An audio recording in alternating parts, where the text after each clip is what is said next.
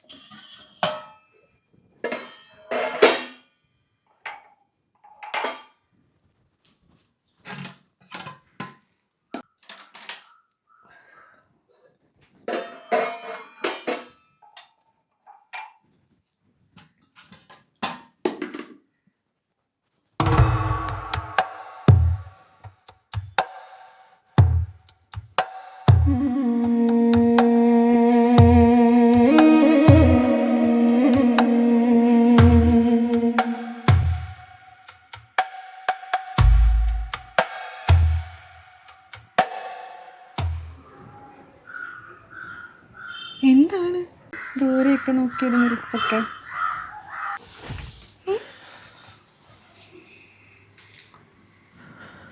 പുതിയ വല്ല സെറ്റപ്പ് ആയോ? അങ്ങനെ എന്തെങ്കിലും ഉണ്ടെങ്കിൽ ചേട്ടൻ്റെ കൈയും കാലും ഞാൻ അടിച്ചു പിടിക്കും. നിനക്കിപ്പോ എന്താ വേണ്ടേ? എനിക്കെന്താ വേണ്ടെന്ന് ചേട്ടൻ അറിഞ്ഞൂടെ? നല്ലൊരു ദിവസമായിട്ട് പുറത്തോട്ട് നോക്കുന്ന സമയം കളയാൻ.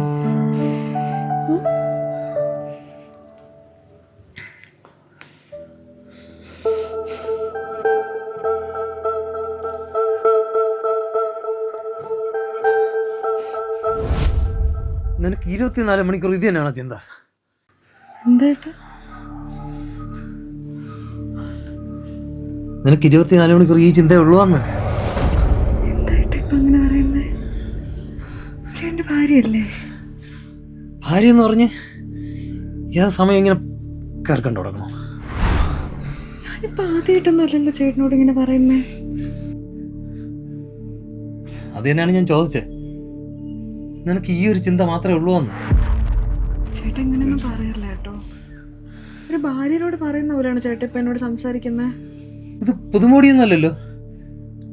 കല്യാണം കഴിഞ്ഞിട്ട് 4-5 വർഷമായില്ലേ? എന്നിട്ടും തീർന്നില്ല. എന്നിട്ട്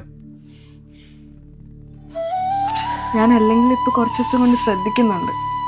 ചേട്ടനിപ്പോ എൻ്റെ അടുത്തൊരു സ്നേഹവും ഇല്ല, താല്പര്യവും ഇല്ല.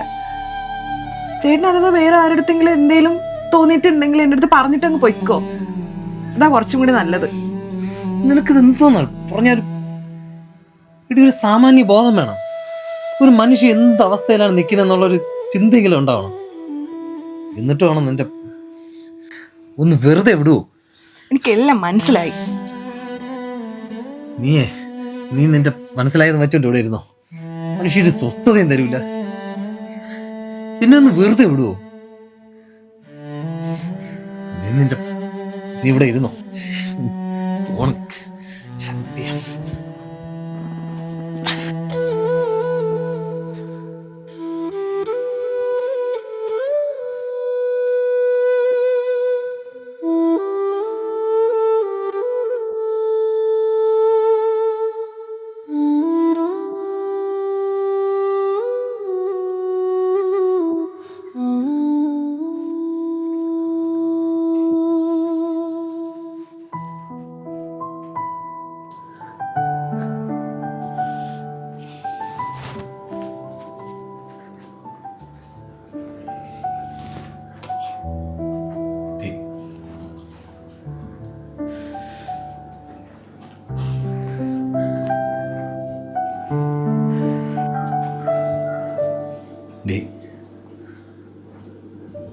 സോറി.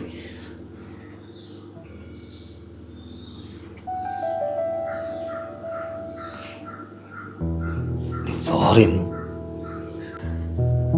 എല്ലാം പറഞ്ഞിട്ട് സോറി പറഞ്ഞാൽ മതിയല്ലോ. എന്ത് മോശമായിട്ടാ ചേട്ടാ എന്നോട് സംസാരിച്ചത്. ഞാൻ ചേട്ടൻ്റെ ഭാര്യയല്ലേ? ഇങ്ങനെയാണോ എന്നോട് സംസാരിക്കേണ്ട? ഒരു വേശ്യയെടുത്ത് സംസാരിക്കുന്ന പോലെയല്ലേ എന്നോട് സംസാരിച്ചേ? ഞാൻ എൻ്റെ ടെൻഷൻ്റെ പുറത്ത്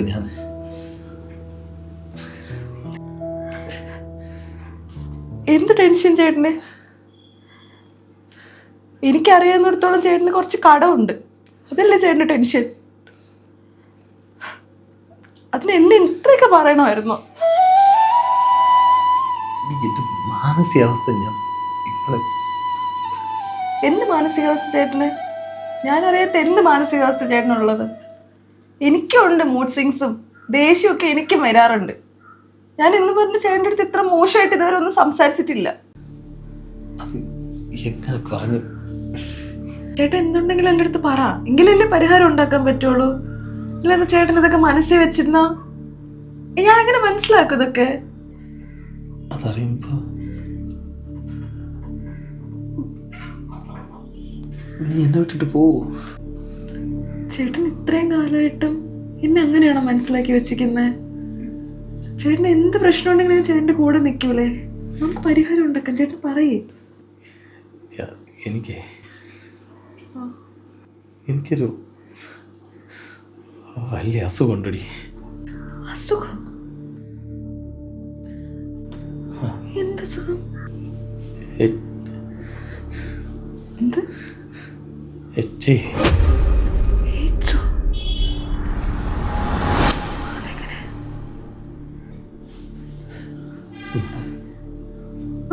സന്തോഷായിട്ടല്ലേ?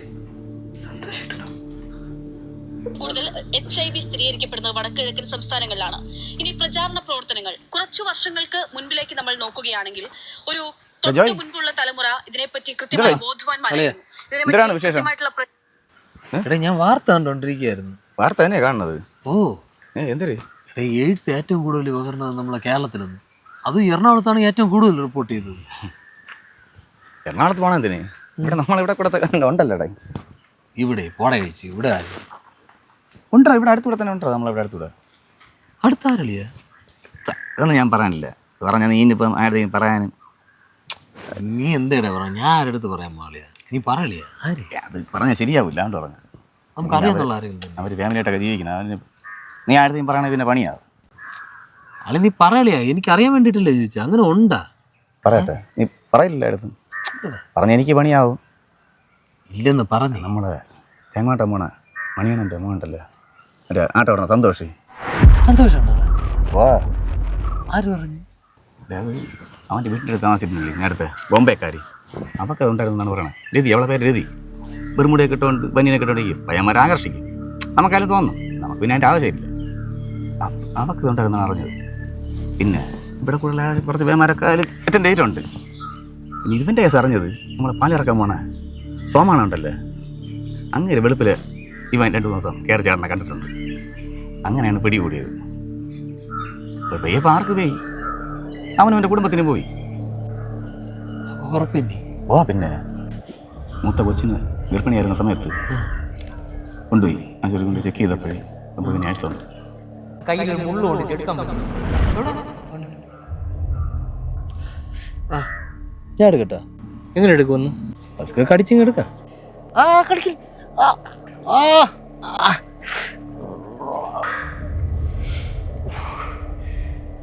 കിട്ടി. ബ്ലഡ് ഉപ്പാണ് നിങ്ങളെ ബ്ലഡ് ഇത്. പോയി. ഓ പോയി. സമാധാനായി. സമാധാനായി. വേനുണ്ട്. ഞാനിപ്പോഴും ഓർക്കുന്നുണ്ട്. ഞാൻ ആ മുള്ളേ അയാളുടെ കയ്യിൽ നിന്ന് കടിച്ചെടുക്കുമ്പോൾ ആ ബ്ലഡൊക്കെ എൻ്റെ വായിലായിട്ട് അതിൽ എഴുതിയിട്ടുണ്ടായിരുന്നു, നമ്മുടെ വായിൽ മുറിവൊക്കെ ഉണ്ടെങ്കിൽ ഈ രോഗാണുക്കൾ മുറിവിൽ കൂടെ പോകുന്നു. ഉണ്ടാവും, ഉറപ്പായിട്ടുണ്ട്. അതൊക്കെ ചേട്ടൻ്റെ വെറും ഭയമായിരിക്കും. ഇല്ല, ഉറപ്പായിട്ടുണ്ടാവും. ഞാൻ ഗൂഗിളിൽ കയറി നോക്കി, അതിൽ വ്യക്തമായിട്ട് എഴുതിയിട്ടുണ്ട്. ചേട്ടൻ ഇങ്ങനെ വെറുതെ പേടിക്കല്ലേ. അങ്ങനെയാണെങ്കിൽ നമുക്കൊരു ടെസ്റ്റ് ചെയ്ത് നോക്കാം. അപ്പം നമുക്കറിയാമല്ലോ എന്തെങ്കിലും ഉണ്ടെങ്കിൽ. ടെസ്റ്റ് എടുക്കാൻ എനിക്ക് വയ്യ. അവരെല്ലാവരും അറിയില്ല. ഇനിയിപ്പോൾ എനിക്ക് എയ്ഡ്സ് ഉണ്ടെന്ന് അറിഞ്ഞു കഴിഞ്ഞാൽ എനിക്കിനി പുറത്തിറങ്ങാൻ പറ്റത്തില്ല. നമുക്ക് ദൂരെ എവിടെയെങ്കിലും പോയി ടെസ്റ്റ് ചെയ്യാം. ഇല്ല, ഞാൻ ഒരിടത്തും ഇല്ല. ഞാനിത് നോക്കണില്ല. നമുക്കൊരു കാര്യം ചെയ്യാം. നീയേ കുറച്ച് ദിവസം നീ എൻ്റെ അടുത്ത് നിന്ന് അകത്ത് നടന്നാൽ മതി. അതെന്തിനേ? നിനക്കും കൂടി ഇനി വരണ്ട, അതുകൊണ്ട് പറഞ്ഞതാ. ചേട്ടാ ഈ സംഭവം നടന്നിട്ട് 2-3 മാസമായില്ലേ? എനിക്ക് വരണമെന്നുണ്ടെങ്കിൽ എപ്പോഴേ വരായിരുന്നു. ഞാനേ ദൂരെ എവിടെയെങ്കിലും പോവാ, അവിടെ എവിടെയെങ്കിലും താമസിക്കാം. എന്തിനേ? അപ്പൊ കുഴപ്പമില്ലല്ലോ. ചേട്ടാ എന്തായാലും സംഭവിക്കാനുള്ള സംഭവിച്ചു. ഇനി വരുന്നിടത്ത് വെച്ച് നമുക്ക് കാണാം. ചേട്ടാ ചുമ്മാ ആവശ്യമില്ലാതെ ഇങ്ങനെ ടെൻഷൻ അടിക്കല്ലേ. വെറുതെ ടെൻഷൻ അടിച്ചിട്ട് എന്തിനാ?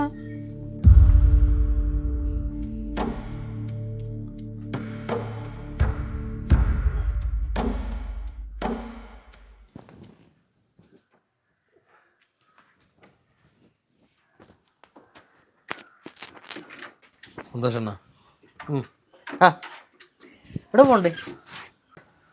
ഇങ്ങോട്ട് തന്നെ വന്നാ. ഇങ്ങോട്ടാ? ഓ, എന്ത് വിശേഷം? നിങ്ങളടുത്ത് എനിക്കൊരു കാര്യം. നീ പറഞ്ഞതിന് മുമ്പ് എനിക്കൊരു കാര്യം പറയാണ്. എൻ്റെ ഭാര്യ വീണ്ടും ഗർഭിണിയാണ്. എന്തായാലും ഇത്തവണ ആൺകുഞ്ഞായിരിക്കും. എന്താ എങ്ങനെ തോന്നിയടാ ഇത് വെച്ചോണ്ടൊരു കൊച്ചിനുണ്ടാക്കാൻ? ഇത് വെച്ചോണ്ട് കൊച്ചുണ്ടാക്കാൻ ഞാൻ ചെയ്യും. എന്റെ ജീവിതം തൊലച്ച് ഇനി ഒരു പൊടിക്കൊച്ചിനെ കൂടെ ഈ രോഗം വരുത്തായി. എന്തോ നീ പറയണ? നീ പറഞ്ഞ മനസ്സിലാണല്ലോടെ എനിക്ക്. എടാ എടാ നിനക്ക് എയ്ഡ്സില്ലേടാ? ആണോ പറയണ്ട അടുത്ത്? അറിയാം, ഞാൻ പറയില്ല. എന്നെ കൊന്നാലും ഞാൻ പറയില്ല. നിനക്കെത്ര പ്രാന്താണാ? എനിക്കറിയാം, ഞാൻ പറയണടാ. ആര് പറഞ്ഞതിന്റെ അടുത്ത്? പറയണല്ലേ? പറ. തമ്പു. അയ്യോ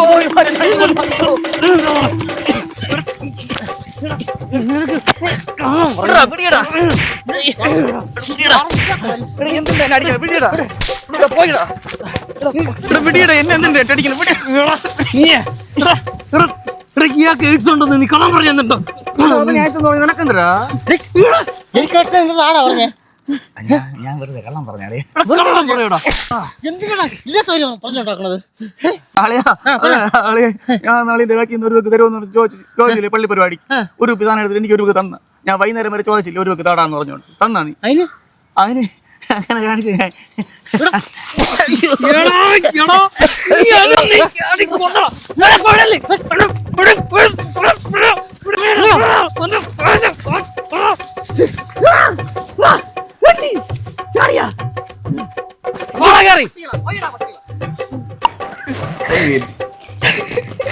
എന്തൊക്കെയായിരുന്നു ആത്മഹത്യ, നാട് വിട്ടുപോക്ക്. ദൈവമേ, ഞാൻ വിചാരിച്ചു എവിടെയൊക്കെ ചേട്ടാ എത്തിപ്പെടുന്നൊക്കെ. ആ അത് കൊള്ളാം. അത് കേട്ടപ്പോ നീ പേടിച്ചില്ലേ? ഞാൻ പേടിച്ചതൊന്നും അല്ല, പിന്നെ വിഷമിക്കണ്ടെന്നൊക്കെ വിചാരിച്ച് ഞാനൊന്ന് സമാധാനിപ്പിച്ചില്ലേ. ഓ, അഭിനയിച്ചിരിക്കും അപ്പോഴേ. എന്തൊക്കെ ആയാലും സമാധാനമായി. ആ തെണ്ടി കണ്ടല്ല, ഞാൻ അടുത്ത് ചെവറിൽ തേച്ചങ്ങ് ഒട്ടിച്ച്. ഒരു 3 മാസം ഞാൻ തിന്നാ തീ. എന്റെ പൊന്നേ, എവിടെ മുമ്പ് ഒന്ന് നോക്കട്ടെ. മുഖത്ത് ഒരു ചമ്മലൊക്കെ കാണുന്നുണ്ടല്ലോ. എവിടെ? അതെ, ചമ്മല് മാറ്റാൻ ഞാനൊരു മരുന്ന് തരട്ടെ. അതൊക്കെ ഉള്ളു.